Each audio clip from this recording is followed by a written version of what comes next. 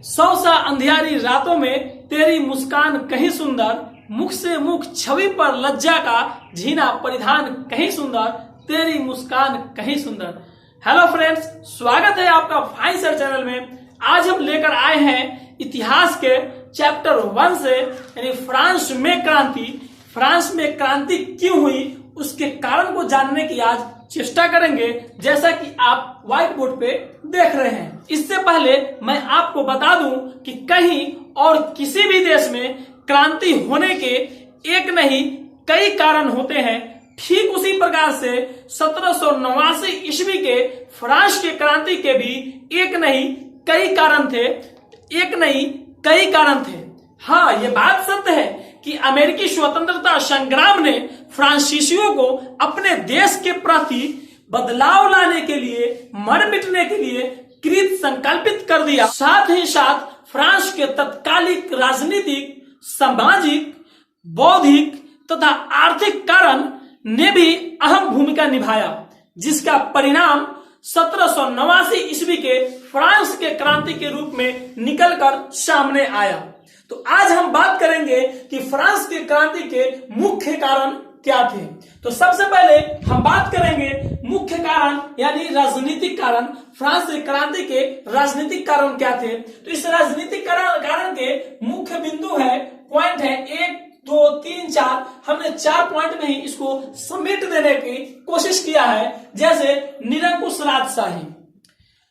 दोस्तों, फ्रांस के जो राजा थे, फ्रांस की जो सरकार थी 1789 ईस्वी के क्रांति के पहले बिल्कुल निरंकुशवादिता में जी रही थी। कोई उसके ऊपर अंकुश नहीं था, सरकार की मर्जी थी, जो करे वो उसकी मर्जी थी। आपको एक बात बता दूं कि लुई 14वां जो लुई 16वां से पहले फ्रांस की गद्दी पर बैठा हुआ था, वह कहता था I am the state, I am the state, यानी मैं ही राज हूं। और जब लुई 14वां के बाद लुई 16वां गद्दी पर बैठा 1774 ईस्वी में, तो लुई 16वां का कथन था मेरी इच्छा ही शासन है, जिसका नतीजा यह हुआ कि फ्रांस में 1789 ईस्वी में क्रांति हुई। तो आप समझ गए होंगे कि निरंकुश राजशाही था, राजा अपने मर्जी के करता था, प्रजा का कुछ नहीं सुनता था, और राजा के ऊपर अंकुश लगाने के लिए कुछ नहीं था। एक पार्लियामेंट नाम का संगठन था, जिसका भी कोई चारा नहीं चलता था, और इस प्रकार राजा निरंकुश राज कर रहा था। दूसरा पॉइंट है राज दरबार की विलासिता, यानी दूसरा पॉइंट है राज दरबार की विलासिता। राजा तो खुद फ्रांस की राजधानी पेरिस को छोड़ करके वर्साई के शीश महल में रहा करता था, और उसके साथ साथ राज दरबार में जितने भी मंत्रीगण होते, वे सब अपनी जिंदगी को भोग विलासिता में बिता रहे थे। एक बात आपको मालूम होगा कि जिस देश का राजा निरंकुश हो जाए, जिस देश का राजा निकम्मा हो, क्या उस देश का मंत्री काम करने वाला होगा? नहीं। तो ये जो वहां का लुई 16वां राजा था, या लुई 14वां, या 1789 के क्रांति के पहले फ्रांस में जितने भी राजा बने, लगभग सभी राजा अय्याशी की जिंदगी और भोग विलासिता की जिंदगी ही बिताने में मग्न थे, और जबरदस्ती अपने प्रजा के ऊपर जुल्म कर रहे थे सैनिकों के द्वारा। और इसी का नतीजा था कि राज दरबार में जो उच्च ओहदे पे, मुख्य पद पे रहने वाले मंत्री लोग थे, वे लोग का जिंदगी भोग विलासिता में बीतने लगा। इन लोगों को पता ही नहीं था कि हम भोग विलासिता की जिंदगी में कितना खर्च कर रहे हैं, और इसका कोई लेखा जोखा नहीं था।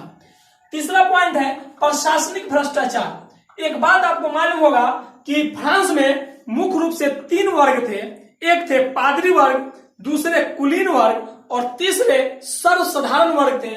और कुलीन वर्ग जो थे, उनकी नियुक्ति, कुलीन वर्ग की नियुक्ति प्रशासनिक क्षेत्र में ज्यादा थी, यानी कुलीन वर्ग के जो लोग थे, उनकी नियुक्ति प्रशासनिक क्षेत्र में होते थे। यही वहां के सैनिकों में ज्यादा मात्रा में थे, ज्यादा संख्या में थे। और वे लोग इतने भ्रष्ट थे कि कोई हद नहीं। अपनी खुशी के लिए, अपनी भोग विलासिता के लिए, अपनी अयाशी के लिए प्रजा को कुछ नहीं समझते थे और इस प्रकार वहां के जो प्रशासन था वो एकदम से भ्रष्ट बन चुका था। यानी घूस और तरह तरह की जो बुराइयां होती है वे प्रशासनिक क्षेत्र में घर कर गई थी और प्रशासन इस प्रकार वहां भ्रष्ट हो गए थे। तीसरा पॉइंट है न्याय व्यवस्था की दुर्बलता। फ्रांस में न्याय व्यवस्था की दुर्बलता थी। न्याय व्यवस्था बिल्कुल कमजोर था। क्यों? क्योंकि एक समान अपराध के लिए अमीरों को, पादरियों को और कुलीनों को कम सजा दी जाती थी, जबकि समान अपराध के लिए सर्वसाधारण लोगों को अधिक सजा दी जाती थी। और जिसका नतीजा क्या हुआ कि वहां की जनता सहते सहते उब गई और 1789 में क्रांति कर दिया, न्याय व्यवस्था क्रांति कर दिया। दूसरा पॉइंट है सामाजिक कारण, और अब हम सामाजिक कारण पे एक्सप्लेन करेंगे, सामाजिक कारण को आपको बताने की कोशिश करेंगे। तो फ्रेंड्स, फ्रांस के क्रांति के दूसरा पॉइंट जो था वह था सामाजिक कारण। यानी समाज, फ्रांस के समाज कई वर्गों में बटा हुआ था। पहला था पादरी वर्ग, दूसरा था कुलीन वर्ग और तीसरा था सर्वसाधारण वर्ग। यानी दो वर्गों को छाट करके बाकी जो भी बच गए वे सभी के सभी सर्वसाधारण वर्ग में आते थे। पादरी वर्ग दो वर्गों में बटे हुए थे।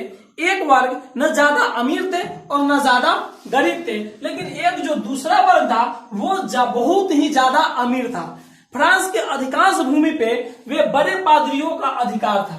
वे खुद खेती नहीं करते थे और ना ही वो किसी प्रकार का सरकार को टैक्स भरते थे। यहां तक कि किसी न किसी प्रकार से ये पादरी वर्ग किसानों से जबरदस्ती चाहे किसी न किसी प्रकार से टैक्स वसूलते थे, लेकिन टैक्स सरकार को नहीं भरते थे, जिसका जनमानस पे गहरा असर पड़ रहा था। दूसरे थे कुलीन वर्ग। कुलीन वर्गों की तूती बोलती थी। दूसरा था कुलीन वर्ग। फ्रांस के सरकार में कुलीन वर्गों की तूती बोलती थी, क्योंकि कुलीन वर्ग जो थे ये सरकार के मंत्रीगण प्रशासनिक क्षेत्र में ज्यादा होते थे और ये काफी अमीर भी हुआ करते थे।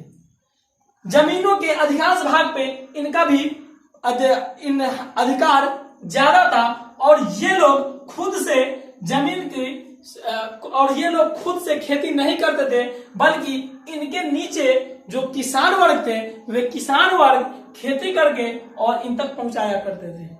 और ये कुलीन वर्ग किसी प्रकार का टैक्स सरकार को नहीं भरते थे। यूं कहे तो जितना भी टैक्स भरने का काम किया जाता था वे सर्वसाधारण वर्ग के लोग ही किया करते थे। और तीसरा था सर्वसाधारण वर्ग। सर्वसाधारण वर्ग के शरीर पे न सही से पहनने के लिए कपड़ा था और न खाने के लिए सही से रोटी था। ये लोग दिन रात मेहनत करते थे और फिर दिन रात मेहनत करने के बाद भी ऐसा भी वक्त आता था कि भूखे सोना पड़ता था। यानी वही बात था कि कमाए धोती वाला और खाए टोपी वाला। यानी सर्वसाधारण वर्ग के जो लोग थे वे दिलो जान से ज्यादा मेहनत करते थे, फिर भी इनको अच्छे से अच्छी भोजन नहीं प्राप्त होती थी। और ये पादरी वर्ग और कुलीन वर्ग जो थे ये न मेहनत करते हुए भी अय्याशी की जिंदगी, भोग विलासिता की जिंदगी, शीश महल में जिंदगी बिताया करते थे। ये लोग बड़े बड़े शहरों में रहते थे, जबकि सर्वसाधारण वर्ग के जो लोग थे ये बड़े बड़े शहरों में नहीं, देहात में रहते थे, गांव में रहा करते थे, जिसका जनमानस पे गहरा असर पड़ा। और धीरे धीरे इसी सर्वसाधारण से एक दूसरा वर्ग पैदा हुआ जिसका मध्यम वर्ग नाम पड़ा, जिसका नाम पड़ा मध्यम वर्ग। और यही मध्यम वर्ग 1789 क्रांति के जनक के रूप में उभर कर सामने आया। ये मध्यम वर्ग ज्यादा गरीब तो नहीं थे लेकिन अमीर भी नहीं थे, क्योंकि ये लोग पढ़े लिखे थे।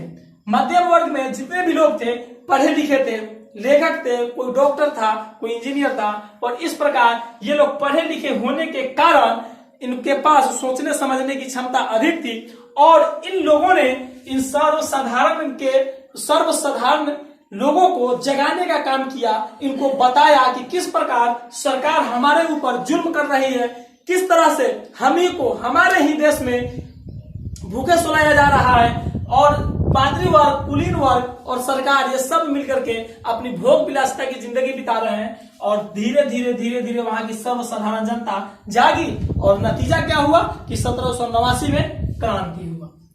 और देखते हैं नेक्स्ट पॉइंट है तत्कालिक कारण, यानी 1789 ईस्वी के फ्रांस की क्रांति के तत्कालिक कारण क्या थे, आइए उसको जानते हैं।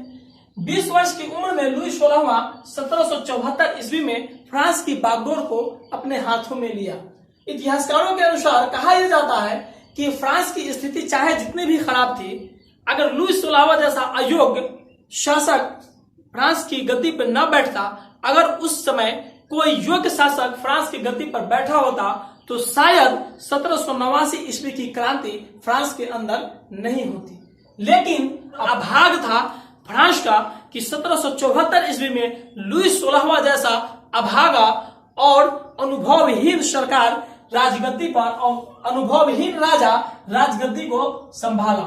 जब 1774 ईस्वी में लुई 16वां ने राजगद्दी को संभाला तो उस समय फ्रांस की आर्थिक स्थिति काफी खराब थी, प्रशासनिक क्षेत्र में भी काफी बुराइयां निकल के बाहर आ चुकी थी और उस समय जरूरत थी फ्रांस को एक योग्य शासक की। लेकिन फ्रांस को एक योग्य शासक न मिलकर एक अयोग्य शासक लुई 16वां के रूप में मिला।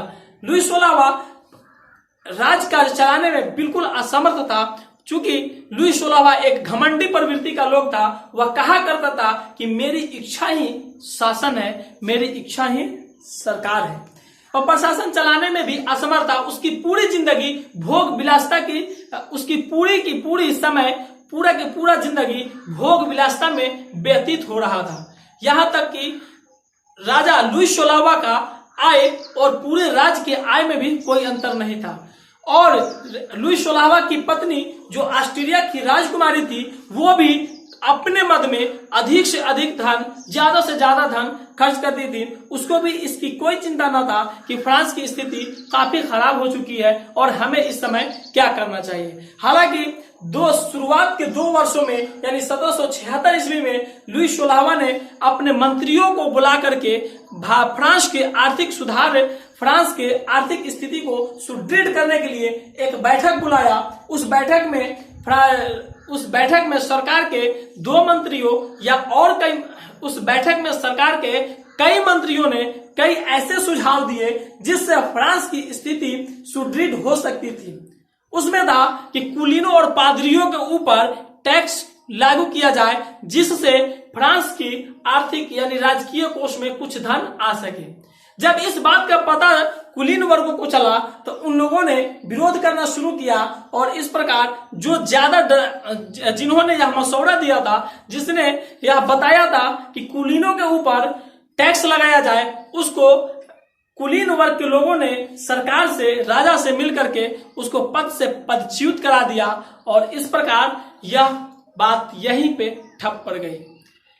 इसके बाद राजा फ्रांस की स्थिति को सुदृढ़ करने के लिए स्टेटस जनरल की बैठक बुलाई और वह स्टेटस जनरल जिसकी बैठक 175 वर्षों में कभी नहीं हुआ था।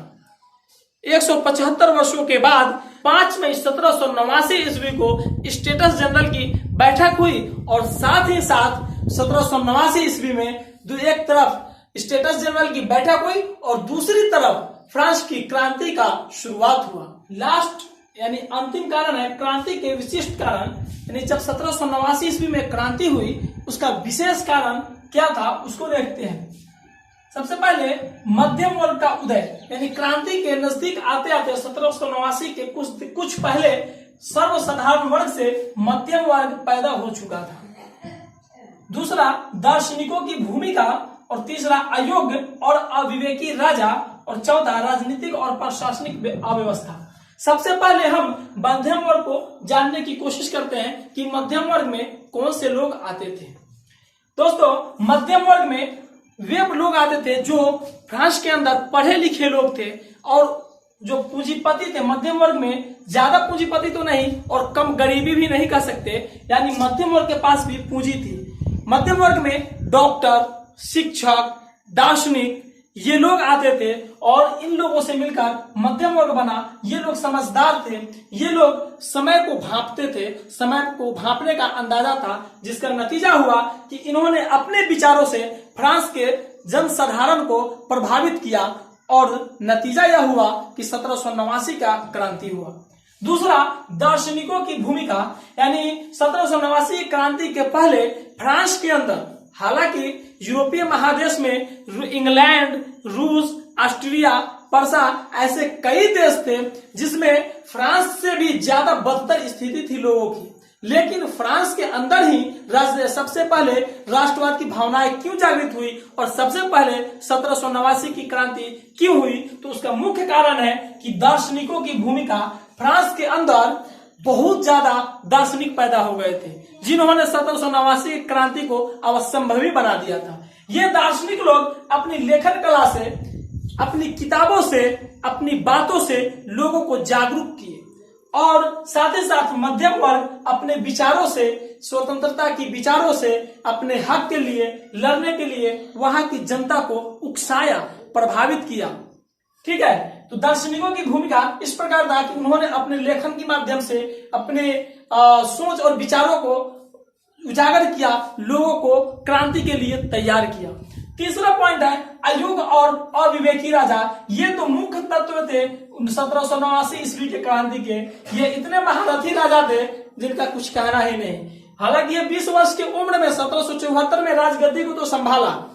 अगर ये राजा अविवेकी नहीं होता, अयोग्य नहीं होता, तो शायद 1789 ईस्वी की क्रांति नहीं होती। 1789 ईस्वी की क्रांति का मुख्य कारण अगर कहा जाए तो वहां का राजा लुई 16वां था, जो बिल्कुल अयोग्य और अविवेकी राजा था, जिसका नतीजा हुआ कि 1789 का क्रांति। राजनीतिक और प्रशासनिक अव्यवस्था, राजनीतिक और प्रशासनिक अव्यवस्था, अगर सरकार को, फ्रांस के अंदर सरकार को उचित सलाह देने की कोई ऐसे भी व्यवस्था होती तो शायद 1789 की क्रांति ना होती।